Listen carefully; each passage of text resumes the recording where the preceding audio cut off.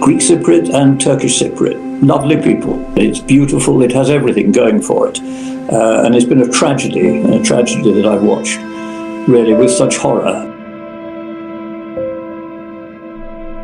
AOKA, nationalist terror group, wanting to achieve enosis, which is effectively becoming a part of Greece, which of course the Turkish Cypriots could not in any way, shape, relate to. Archbishop Makarios, the Greek Cypriot leader, decided unilaterally and illegally to rewrite the constitution and took away bi-communal rights of the Turkish Cypriot community.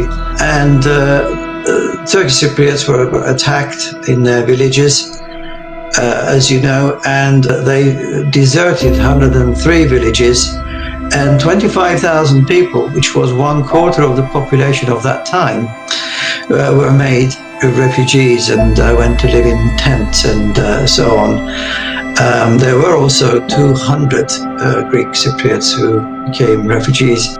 What are your recollections of that time? You must have wondered what on earth you'd come to find there. It was extraordinary to see what had already happened to Turkish Cypriots. My wife and I were good friends with a lot of the soldiers who were out there at the time, and the stories that they told us of what was actually happening.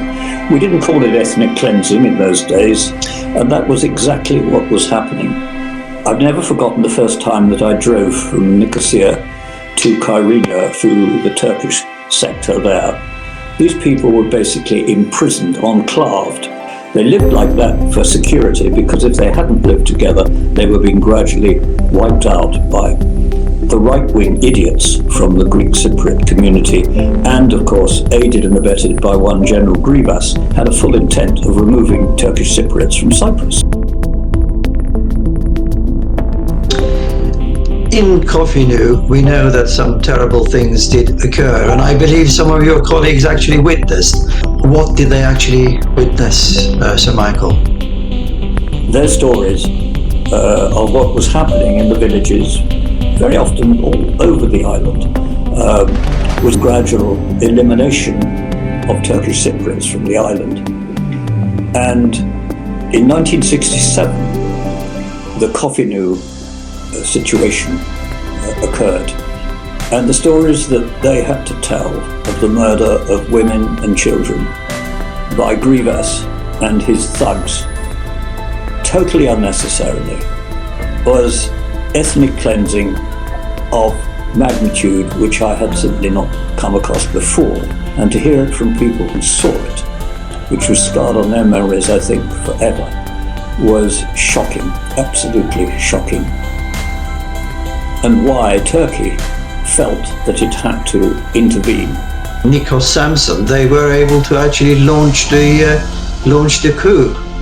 I think that was a surprise to many people. But as you'll be well aware, this was instigated from Athens by the colonels in Athens. Nikos Samson was well known as a terrorist from way back. A lot of Greek Cypriots suffered at that time, you know. Greek versus Greek. This is something that people forget, and when they talk about the so-called invasion by Turkish mainlanders, they forget that there was fighting going on between Greek and Greek at that time, Greek Cypriot and Greek Cypriot.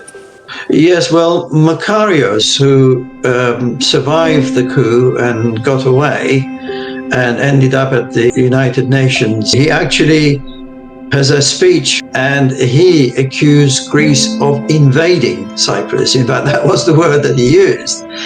A Turkish Cypriot perspective is that the 15th of July, that fateful day when the coup started, that was the Greek mainland invasion, followed by the Turks responding to that and intervening. Turkey, as a guarantor of security, had no alternative, because if she had not intervened, then Turkish Cypriots were already in the process of being rounded up and murdered. There would probably have been a major ethnic cleansing continued. There probably wouldn't be any Turkish Cypriots left on the island today. Let's move on to 2004, to the Annan Plan, the fact that the Turkish Cypriots had said yes and the Greek Cypriots had said no to the proposals. How did it come to be that here are the Turkish Cypriots saying, yes, let's have this peace plan, and the Greek Cypriot side saying no, yet they end up being a part of the EU, but the Turkish Cypriots do not? The Greek Orthodox Church, AKEL, and all the rest of them, who didn't want any agreement at any price with Turkish Cypriots, were able to vote it down. It is time to end the charade. The solution is to partition the island and give international recognition to the Turkish Cypriot state in the north. Now that's pretty clear, and that's from a diplomat who's had the experience of viewing this totally objectively. I think there's a lot of groundwork to be done to bring people up to speed with the modern world, really, away from racial hatred and towards understanding that we're all human beings trying to live our lives. Do you feel, Sir Michael, that enough is being done to bring the two communities on par with each other in terms of their understanding of one another? It's difficult to know what Turkish Cypriots can do, to be honest. I think it has to be the international community that puts pressure on the Greek Cypriots. But what pressure can they put on them? The Greek Cypriots have got what they want. And it's always distressed me that, in my experience, the schools in the north of the island have a perfectly normal syllabus. They don't indulge in Turk-Greek disagreements. They educate their children. I'm told by those who have been to Greek Cypriot schools that unfortunately almost fundamental to the syllabus is the poison that is dripped into the young people today about the Greek and Turkish situation, with of course the so-called 1974 invasion as the beginning of the whole situation, not of course the culmination of what had been going on for so many years before.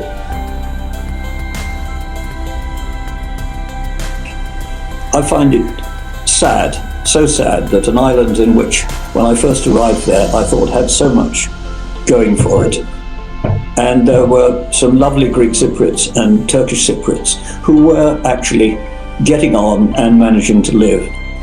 And we saw the extremist right wing of Greece and Greek Cypriots, this nonsense of enosis, poison that whole atmosphere and kill off the prospect of living together as one would have hoped they could. And since 1974, Turkish Cypriots have been blamed. In essence, the sanctions that have been put on them are no more than a blame and a pressure point from people who should know better. And I think enough is enough. I think the denial of human rights for people who meet all the requirements for democratic statehood, who were victims of ethnic cleansing, who voted for the United Nations solution to the Cyprus problem, the fact that they have had sanctions imposed for 37 years is a disgrace, and it is time to end it.